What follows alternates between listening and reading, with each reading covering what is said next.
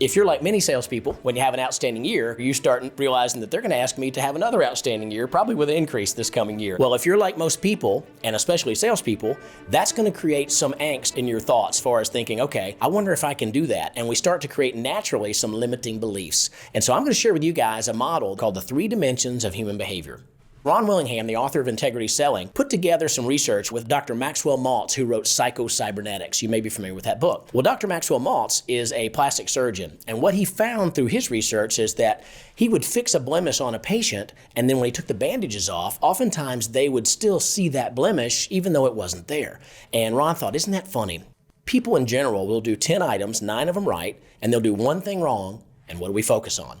The thing that we did wrong. And so salespeople especially can do those 9 items right, and we focus on the one thing, and that holds us back from being able to do those other things at a high level, okay? And so let me share with you this model. It looks just like a snowman, and the head of the snowman is the smallest dimension in the model, and we think of it as the intellectual or the I think dimension, and this is where our logical thinking happens. A really easy way to look at this is our education system is built off of this, where if we are asked to read something in a book and know it, and then go out and use it, so you should now know that information and go use it. Now, I have 2 college students, and I know that they typically will take that information, and I've coined a phrase, rememberize it, and they will take that information, put it on the test, and then if they don't use it, what happens?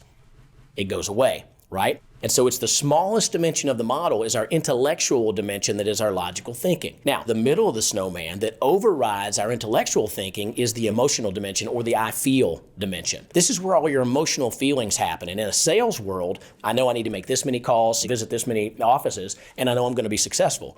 But it might be that I know what I'm supposed to do intellectually, but today I don't feel like doing it. Dr. Williams James said 100 years ago, when emotion and intellect are in conflict, emotion rules the day, and emotion overrides our intellect. So I know what I'm supposed to do today, but I just don't feel like doing it, right? Now, let me give you an example of that. Have any of you ever been on a diet?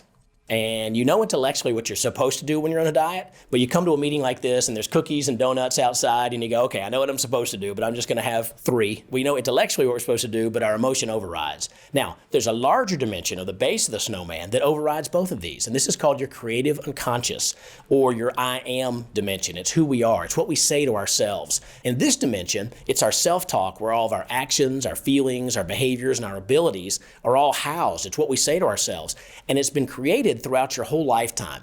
So it might be that you heard somebody somewhere along the way say, Mike, you're really good at math. I mean, you're a whiz with numbers. You should pursue a career in math. And you're thinking to yourself, well, I am good at it.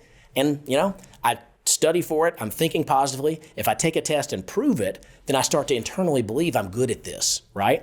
Let me go the opposite. It might be that, Mike, you're not very good at math. And if I were you, I wouldn't pursue a career in this because you're not good at it. And you're thinking, well, I don't like it. And they're going, well, you're not good at it. And if I'm studying for that and I'm thinking I'm not good, and then I take the test and I prove it that I'm not good at this, I start to internalize that I'm not good at this, right? And so we start to think that way, and we start to have limiting beliefs that start to hold us back. So let me tell you what's going on. This X is you. And if you go around that X, there are circles or dots that represent decisions we make every day. Car I should drive, neighborhood I should live in, how much money I think I could make, what level I think I could sell, where my kids should go to school. And if you put those circles all together, that becomes what you see as your area of the possible. That's what you think you're capable of achieving. It's also known as your comfort zone. And when we're asked to step outside of our comfort zone, oftentimes we do what? We resist and say, I can't do that. There's a gentleman named Roger Bannister. Anybody know who that is? Roger Bannister was the first person to run a sub 4-minute mile. It was May 6th of 1954. He was a medical student, and his friends had said, don't do this, you could die. And he ran a sub 4-minute mile. He did not die. Guess what happened in the next 6 months? 19 people ran a sub 4-minute mile. Why? Because the area of the possible had expanded. It was now possible to do that. Let me put that in our world.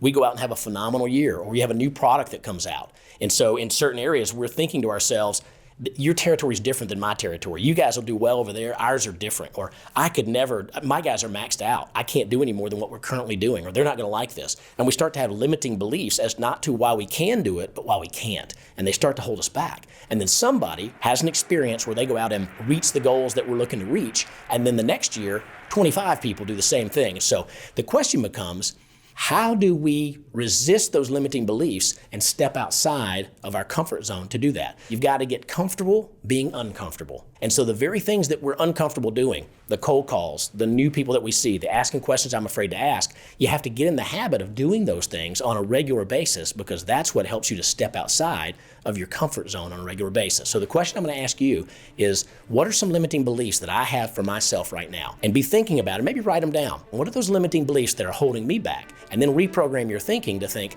that's what I chose to believe in the past, that's not what I choose now.